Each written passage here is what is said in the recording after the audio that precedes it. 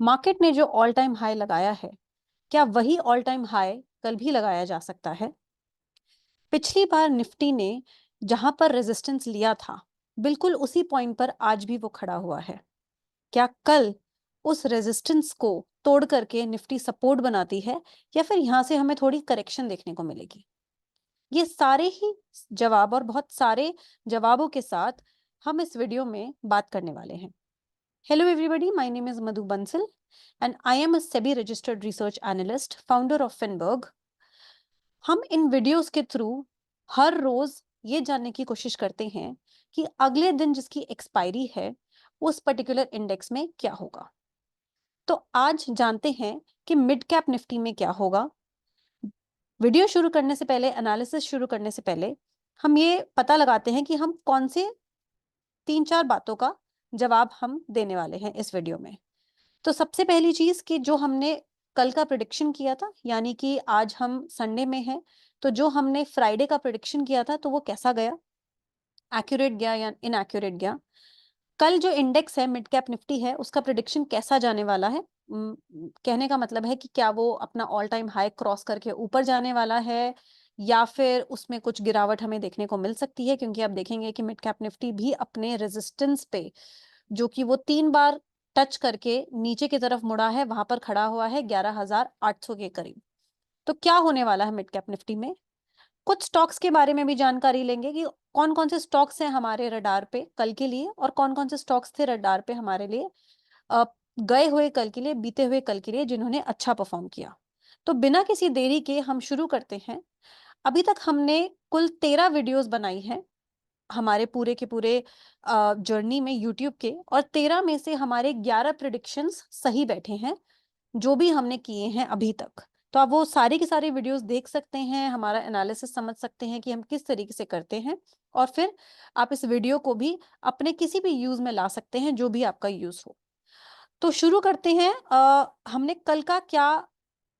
हमने कल किस किस तरीके से एनालिसिस दिया था, ये अ, एक ये वो है एड है जो कि हमें देखनी पड़ेगी बिकॉज ऑफ यूट्यूब। जितने ये ऐड चल रही है हम बात करते हैं कि हमने बताया था सेंसेक्स में कि 7 जून 2024 को जो सेंसेक्स है उसमें भले ही वो कितना भी रिकवर कर चुका हो, लेकिन फ्राइडे को भी उसमें पूरी पूरी तरीके से हमें बुलिशनेस ही दिख रही थी। हम दिखा देते हैं कि मैंने किस तरीके से बताया था। ये हमारा एनालिसिस का, डेटा एनालिसिस का है। तो आप देख सकते हैं 11:46 को भी और 3:30 बजे, दोनों बजे जो हमने डेटा एनालिसिस किया था थर्सडे को, उसमें हमारा यही इंडिकेशन था कि कल के दिन हमारा जो इंडेक्स एक्सपेक्टेशन है वो बुलिश ही रहने वाला है। मैं कल की उस पे जाती हूँ, निफ्टी एनालिसिस 7 जून, उसमें हमारा जो इंडेक्स एक्सपेक्टेशन है वो बुलिश ही रहने वाला है। और आप देख सकते हैं कितना शानदार तरीके से निफ्टी ने प्रदर्शन किया। निफ्टी बहुत ही शानदार तरीके से फ्राइडे को ऊपर गया, ऑलमोस्ट अपने ऑल टाइम हाई को 2% के साथ बढ़ता हुआ उसने उसको छुआ है। कमाल का प्रदर्शन किया है निफ्टी ने। और हमने कुछ सेक्टर्स भी वहां पर बताए थे कि आप मेजरली आप ऑटो सेक्टर, आईटी सेक्टर पे ध्यान दीजिए। और हमारी कुछ पोजीशंस थी, एक मारुति में थी, एक हमारी पोजीशन विप्रो में थी। विप्रो ऑलरेडी एक गैप अप के साथ 5-5.5% पर बंद हुआ था। तो हमारी सारी पोजीशंस हमने डिस्क्लोज की थी। और बियरिशनेस में हमने ये भी बोला था कि अभी आप बियरिशनेस के लिए थोड़ा कॉशियस रहिए, क्योंकि मार्केट जो है वो बुलिश है। तो सारी ही बातें लगभग लगभग सही बैठी थी हमारी फ्राइडे के दिन। बिना किसी देरी के आज का एनालिसिस स्टार्ट करते हैं। ये सबसे पहले कल क्या होने वाला है जानने से पहले समझते हैं कि आज हमें क्या लगता कि हमारा फ्राइडे को क्या एनालिसिस था। 10 बजे के करीब हमारा एनालिसिस बुलिश का था। 10:40 पर भी हमारा एनालिसिस बुलिश का था, डेटा बुलिश का था।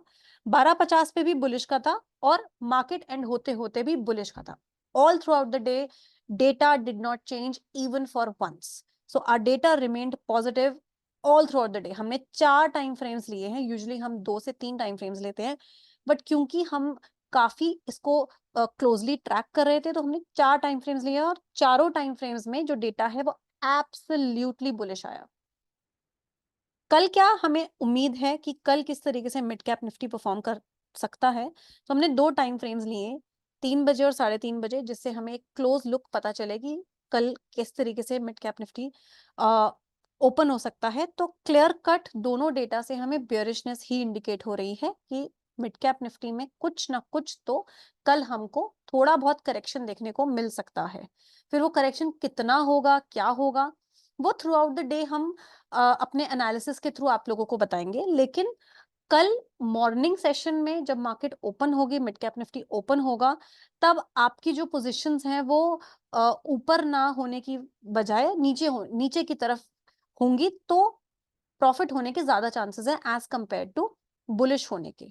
ठीक है, तो मिड कैप निफ्टी का हमारा क्लियर कट व्यू बियरिशनेस का है कि कल मार्केट को थोड़ा सा अपना रेजिस्टेंस जो है वो इतनी आसानी से वो उसको नहीं तोड़ पाएगा, वहां पे कुछ करेक्शन हमको देखने को मिलेगा। और इसका एक कारण ये भी है गाइस कि हमने बात की थी कि पॉलिटिक्स में एक स्टेबिलिटी देखने को मिल रही है।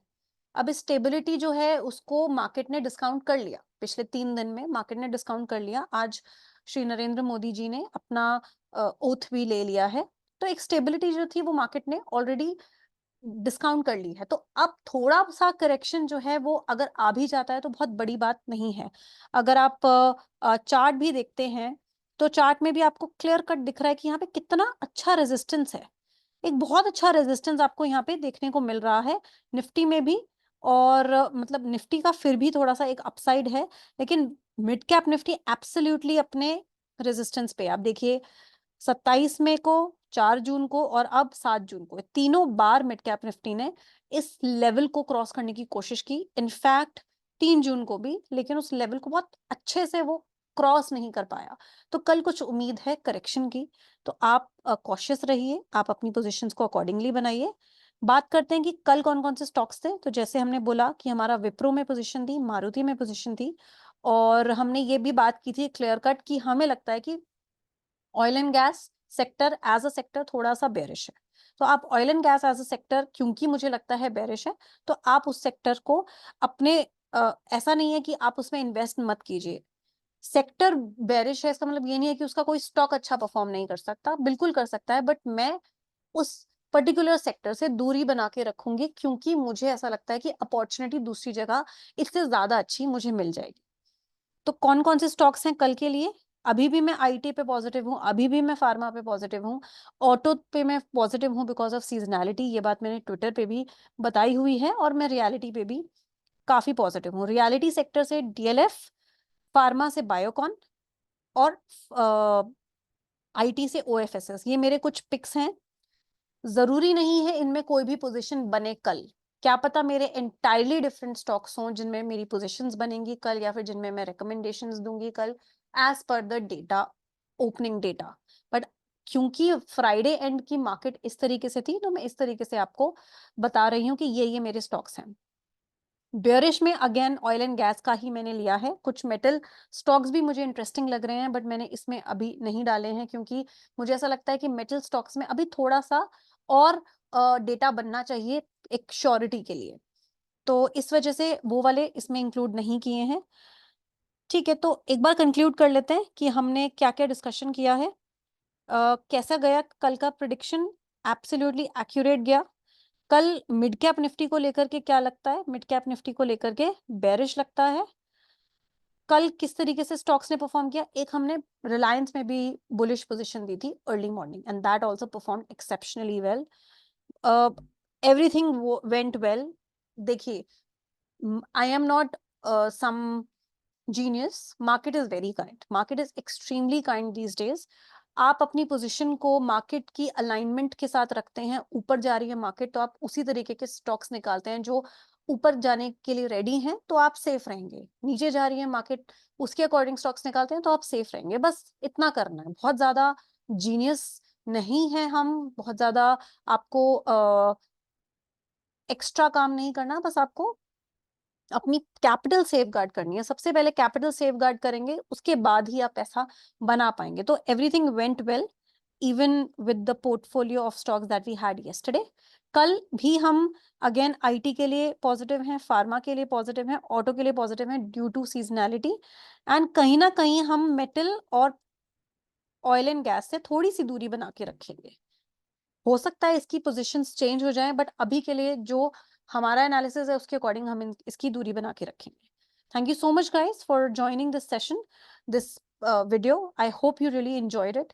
अगर आपको पसंद आ रही है तो प्लीज सब्सक्राइब कीजिए, आपके पास इसकी नोटिफिकेशन आती है अगर आप सब्सक्राइब करते हैं तो, आपके पास नोटिफिकेशन नहीं आती है अगर आप सब्सक्राइब नहीं करते हैं तो।